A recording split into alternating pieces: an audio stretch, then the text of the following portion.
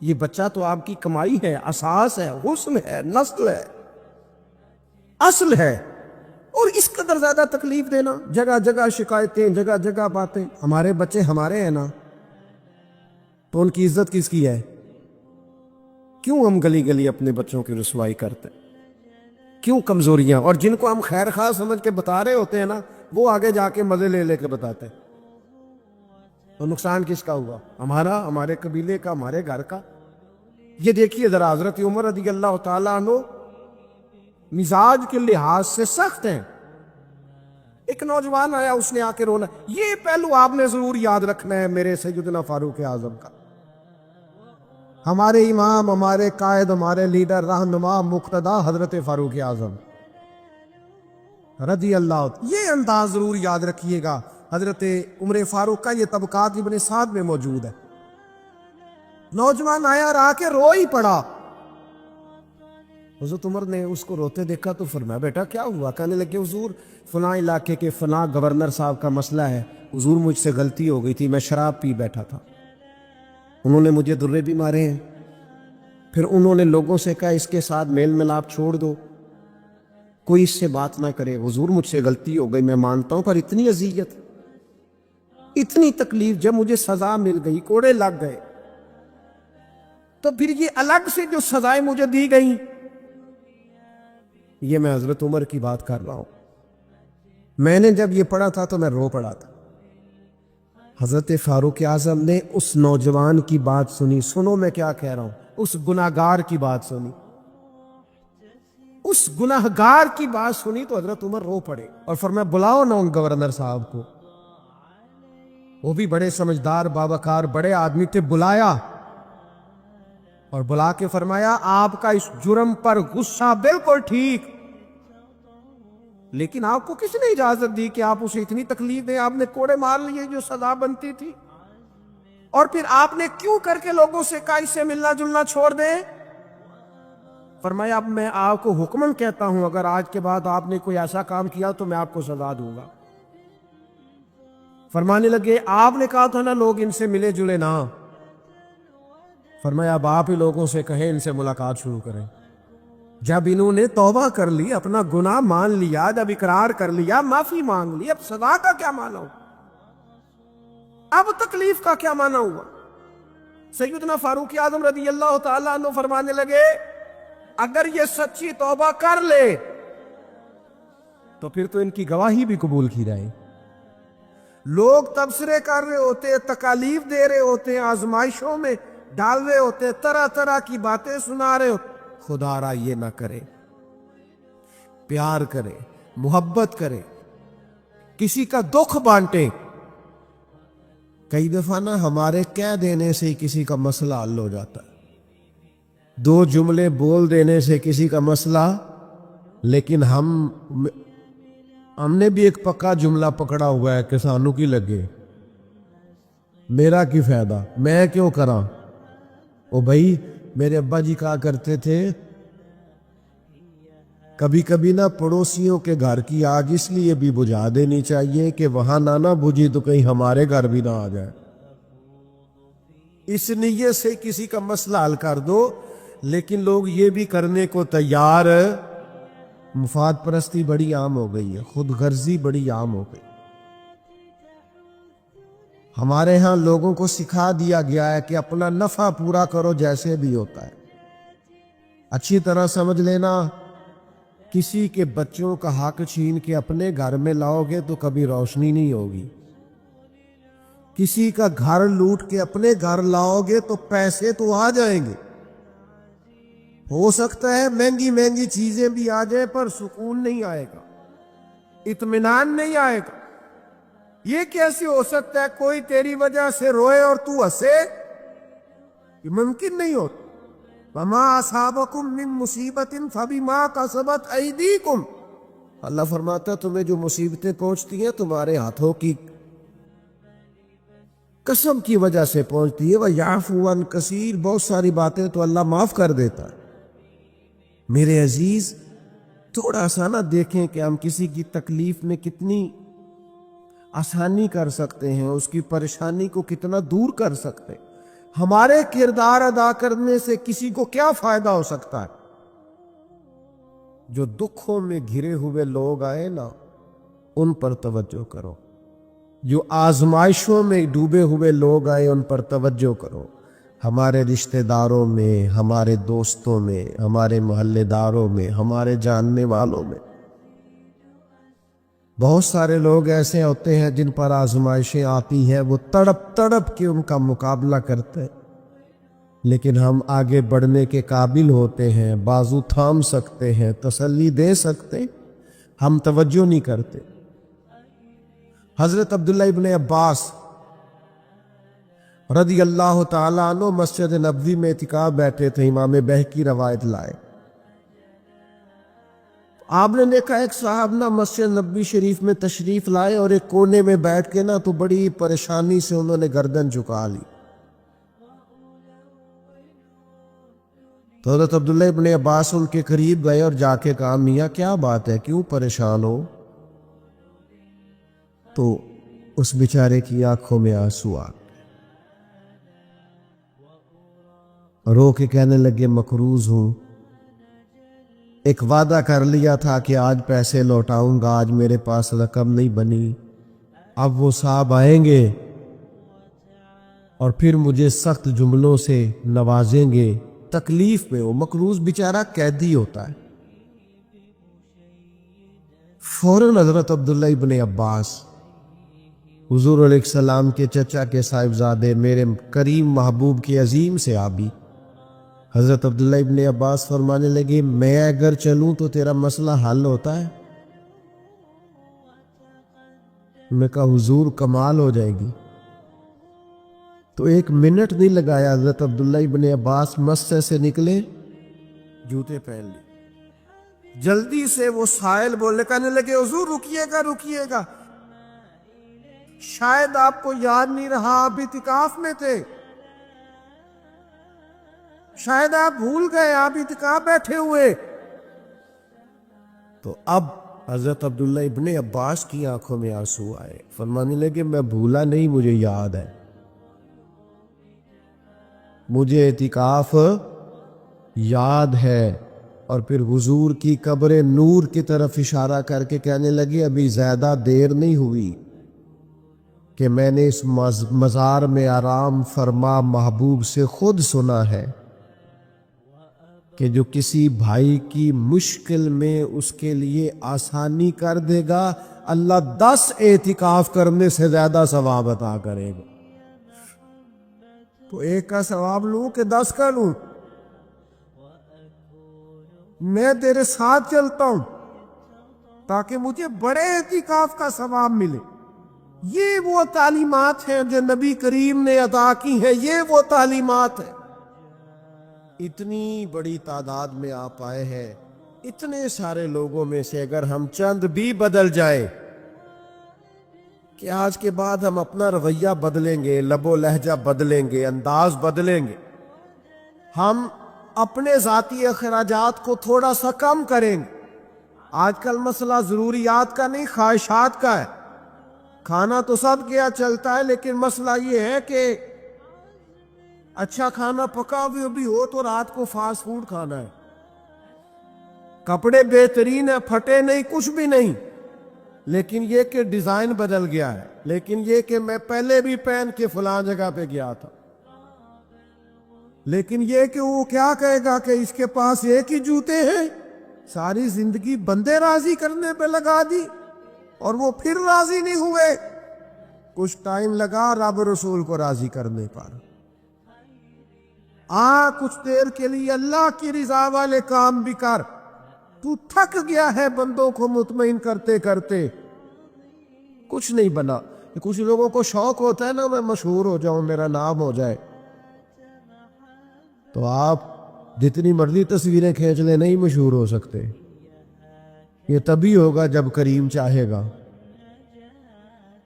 ان الذین آمنوا وعملوا الصالحات سیجعل لهم الرحمن ودا،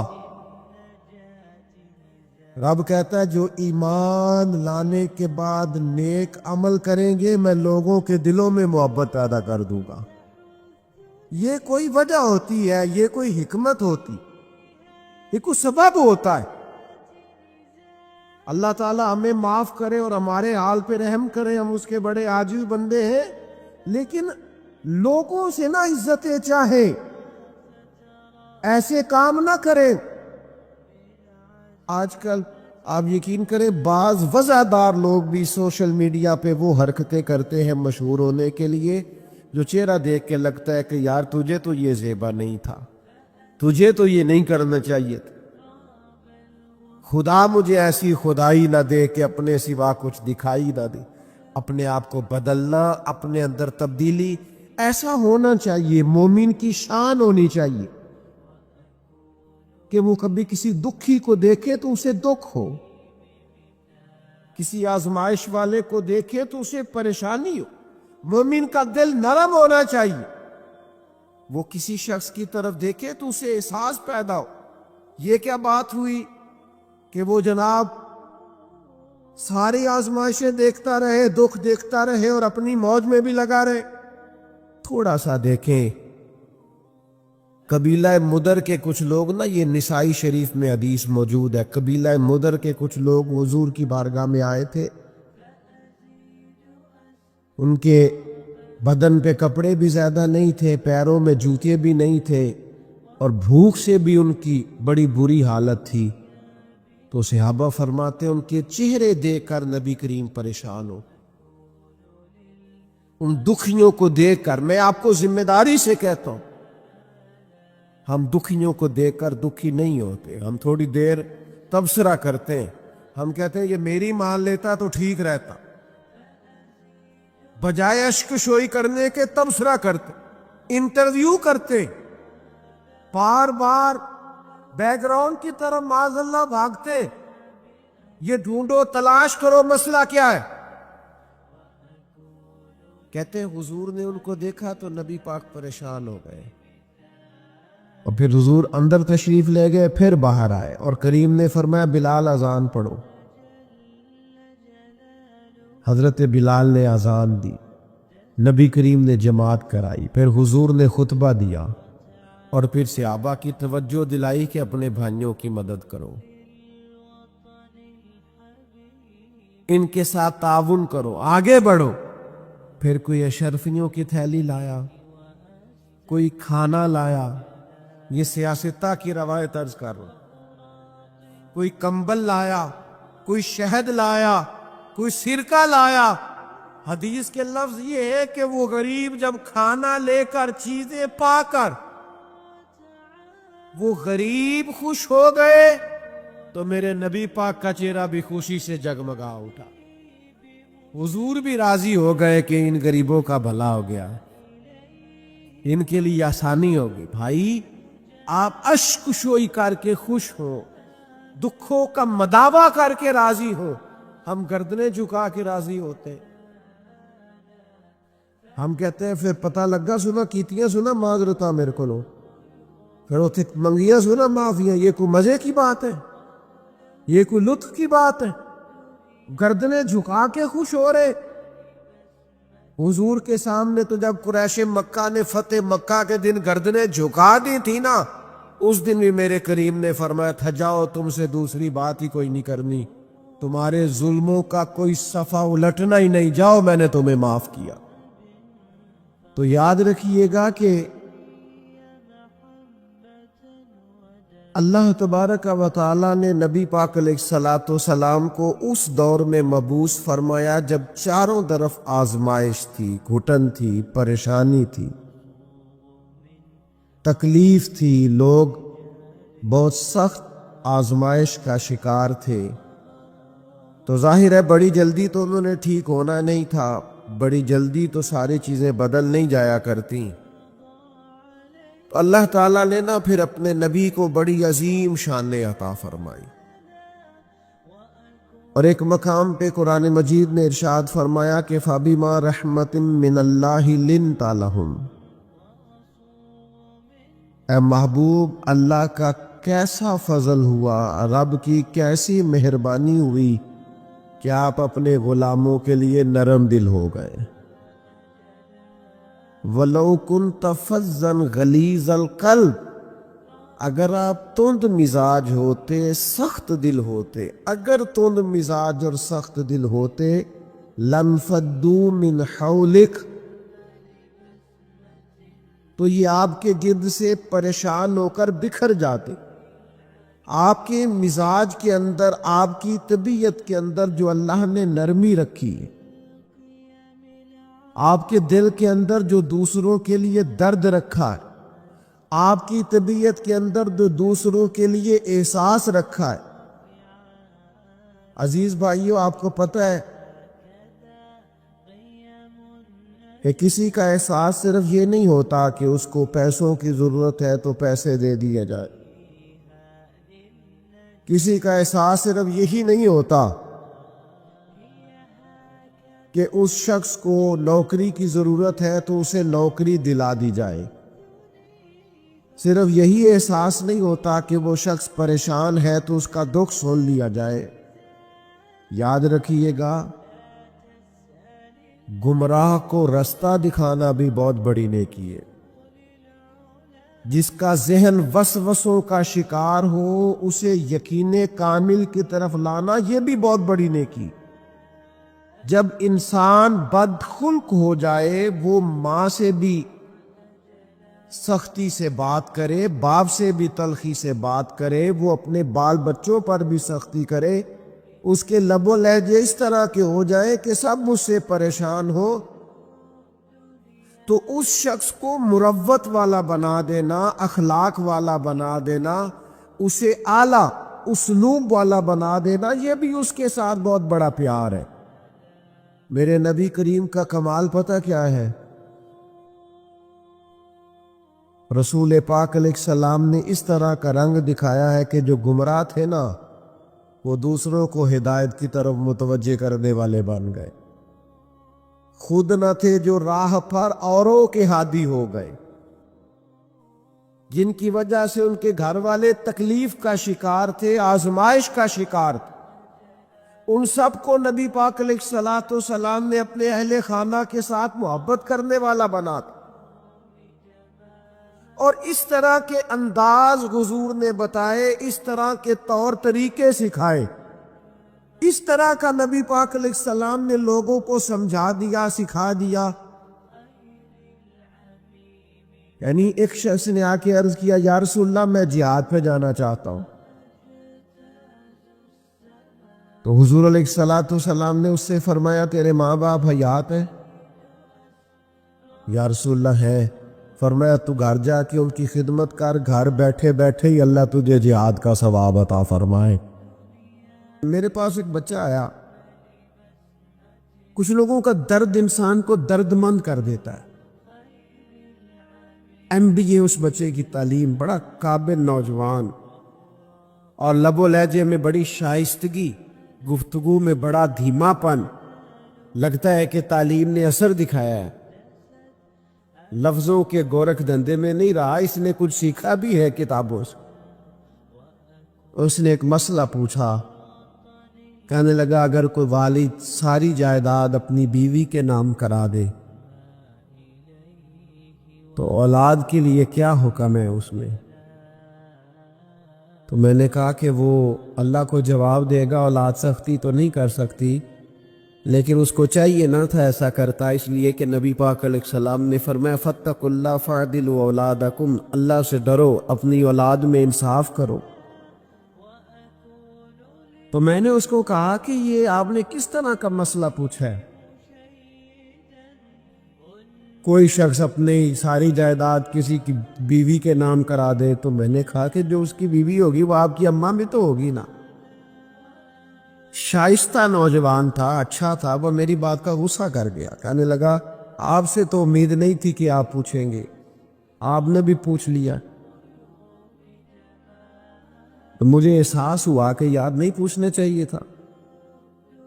میں نے کہا، یار آپ تو بڑے ناراض ہو گئے، میں اگر آپ کو ایسی بات ہے تو معذرت کرتا ہوں۔ تو وہ شخص رونے لگ گیا، اور جب اس نے بات سنائی تو اس بیچارے کا وجود کہاں پر تھا، کہنے لگا، ابا نے پچھلی عمر میں شادی کر لی ہے۔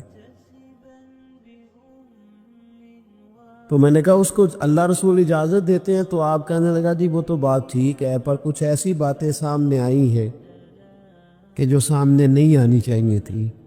حضرت جی میں جوان ہوں، میں 10-12 لوگوں میں اٹھتا بیٹھتا ہوں، میرے والد کی بات کھلی ہے اور پتہ نہیں کیا معاملہ تھا، پہلے بڑا کچھ نام کرا کہ اس نے نکاح کیا ہے، پر اب میں کدھر جاؤں؟ میرا گلی میں کھڑا ہونا مشکل ہو گیا۔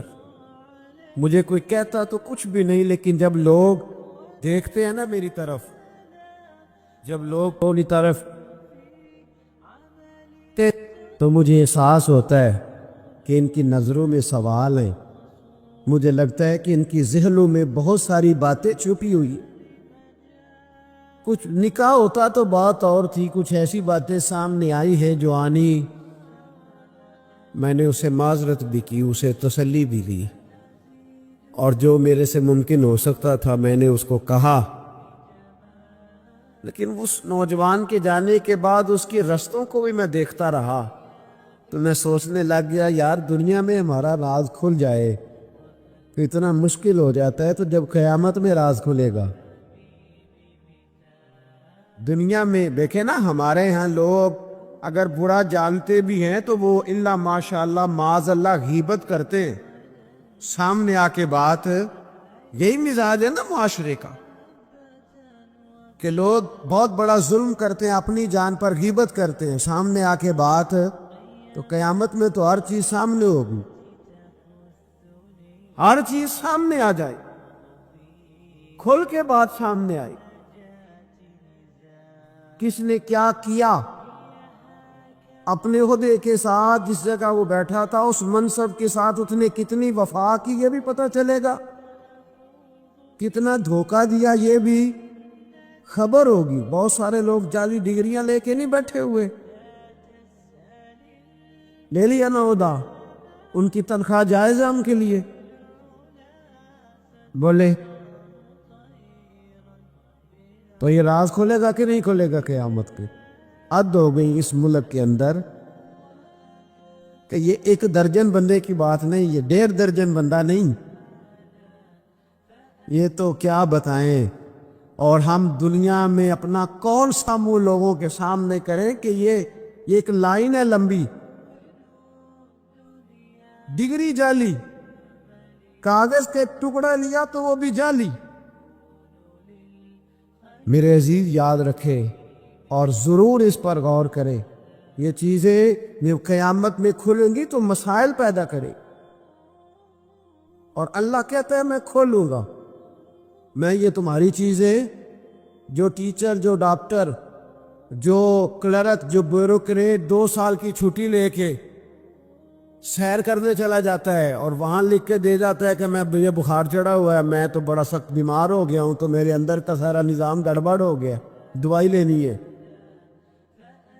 ٹھیک ہے چھٹی مل گئی، قانون میں کمزوریوں کا فائدہ اٹھایا، تو جب قیامت میں راز کھلے گا یہ تو سیر کرنے گیا تھا، موج کرنے گیا تھا۔ یہاں تو لوگ نوکری لے کے خوشحال ہو جاتے ہیں، کہتے ہیں جی اللہ کا بڑا فضل ہے میں 2 گھنٹے جاتا ہوں۔ میں نے کہا فضل نہیں، یہ آزمائش ہے، یہ شرم والی بات ہے جو دلیری سے تو کہہ رہا ہے، یہ شرم حیا والی بات ہے۔ تو 8 گھنٹے کی، میں نے پہلے بھی بتایا تھا، محدث اعظم پاکستان حضرت مولانا سردار احمد صاحب رحمۃ اللہ تعالی علیہ ایک استاد کو رکھنے لگے ادارے میں پڑھانے کے لیے۔ استاد کے ساتھ وظیفہ طے ہوا، سمجھ لے کہ 10,000 روپیہ تجھے ماہانہ دیں گے، صبح 8 بجے سے لے کر 1 بجے تک تو نے پڑھانا ہے۔ استاد نے سائن کر دیے پڑھاؤں گا، تو آپ فرمانے لگے استاد جی آپ روٹی نہیں کھائیں گے اس دوران؟ پیشاب نہیں آئے گا آپ کو؟ پانی نہیں پئیں گے؟ حضور پینا ہے، تو فرمانے لگے لکھا کیوں نہیں؟ آپ نے مسلسل 1 بجے تک بیٹھنے کا لکھ دیا ہے، تو بتائیں جب آپ پیشاب کرنے جائیں گے تو وہ آپ کا کام کہاں لکھا جائے گا؟ آپ نے لکھ کے دیا ہے کہ میں اتنی ڈیوٹی کروں گا، تو آپ کو سمجھنا چاہیے تھا، کہنا چاہیے تھا کہ میں روٹی بھی کھاؤں گا، پانی بھی پیوں گا، اگر پڑھاتے تھک جاؤں گا تو تکیے پہ لیٹوں گا بھی۔ کیوں آپ نے یہ معاہدہ ایسا کیا؟ تو شخص کہنے لگے حضور آپ میری رہنمائی فرمائیں. فرمایا یہاں لکھو کہ میں مسلسل تو کسی بندے کی پہنچ ہی نہیں ہے کہ وہ اتنا بیٹھ سکے. تو ہمارے ہاں جب یہ چیزیں قیامت میں کھلیں گی تو کیا بنے گا؟ آج راز کھلتا ہے تو آزمائش کھڑی ہو جاتی، وضاحتیں کر کر کے لوگ تھک جاتے. جب قیامت میں راز کھلے گا، میں تاجر کی بات بعد میں کروں گا، میں سیاستدان کی بات بعد میں کروں گا، میں پہلے پیر صاحب کی بات کرتا ہوں، پہلے علامہ صاحب کی بات. میں اپنی ذات سے شروع کرتا ہوں. ایک شخص پیر بن کے بیٹھ گیا، علامہ صاحب درویش مصلح بن کے بیٹھ گیا.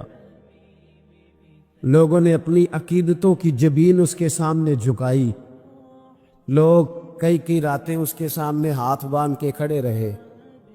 اس کے لیے لوگوں نے محبت کے سارے تقاضے پورے کیے، اپنی جیب کاٹ کے اس کی خانقاہ کو چلایا، اپنی جائز کمائی اس کے ہاتھ پہ رکھ کے لوگوں نے ایک ادارہ چلانے کے لیے اسے کہا. لوگوں نے اس کی گاڑی کو چوما. میں لاہور میں تھا چند دن پہلے، تو گٹر کے اندر گاڑی کا ٹائر چلا گیا. تو میں نے بچے سے کہا کہ کوئی ایسی چیز منگائی جائے، کوئی لکڑی ایسی ہو جائے جو پیچھے رکھی جائے تو گاڑی کو پیچھے موڑیں گے. آپ یقین کریں 5-6 لوگ دوڑے آئے. انہوں نے کہا ہم اٹھاتے ہیں، آپ گاڑی پیچھے کریں. تو میں نے کہا کپڑے بھر جائے. کہنے لگے حضرت صاحب چھوڑیں، کپڑے بدل بھی جائیں گے. ہمیں اللہ نے موقع دیا.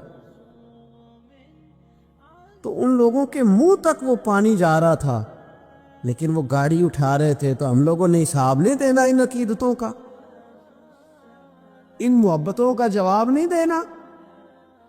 اتنی عقیدت کو شخص کرے کہ وہ گندا پانی منہ تک لے جانا پسند کرے. یہ شخص نیک ہے تو میں نے اس کی نوکری کرنی ہے. تو اگر وہ شخص جھوٹا ہو، اگر وہ شخص بنا ہوا ہو، اگر وہ اپنا قد اونچا کرنے کے لیے مذہب کا نام استعمال کر رہا ہو، مذہب اس کا مشن نہ ہو، بلکہ مذہب پیسے کمانے کے لیے اس نے اختیار کیا ہو، دولت اکٹھی کرنے کے لیے، تو آج تو چلو ٹھیک ہے، لوگ بیچارے عقیدتوں اور محبتوں کا خراج دیتے رہیں گے. لیکن وَحُصِّلَ مَا فِي الصُّدُورِ، جب قیامت میں پردہ کھلے گا، قیامت میں پردہ کھلے گا. میں نے کہا تھا کچھ جمعے پہلے، پھر بات دہراتا ہوں. ایک درویش شخص ہیں، وہ کہتے ہیں میں زندگی میں کبھی نہیں کام پا، پر ایک طوائف مجھ پہ راشا طاری کر گئی. طوائف کہتے ہیں میں نے جبہ کبہ پہنا تھا، طوائف میرے پاس سے گزر رہی تھی. تو میں نے اس کو کہا کہ بچے باز آ جا، اللہ اللہ کیا کر، چھوڑ دے. تو اس نے نقاب آگے کر لیا. کہنے لگی بابا میں تو آپ کی بات پر عمل کروں گی، پر ایک جملہ کہنے کی اجازت ہے؟ تو میں نے کہا بیٹی کہہ لو. تو کہنے لگی بابا میں تو جو نظر آ رہی ہوں نا وہی ہوں، جو نظر آتی ہے وہی کہلاتی ہوں. تو بتا تو جو کہلاتا ہے وہ جو نظر آتا ہے وہی کہلاتا ہے کہ کچھ اور بھی ہے؟ تو کہلاتا کچھ ہے اور بنا ہوا ہے کچھ اور. تو بھی دیکھ کے تو وہی ہے جو تو کہلاتا ہے. کیا حساب نہیں دینا لوگوں نے؟ باہر نہیں آئیں گی یہ ساری چیزیں؟ اتنا بڑا دھوکہ، اور کوئی چیز نہیں ملی استعمال کرنے کو. جب الیکشن آیا تو اسلام زندہ باد،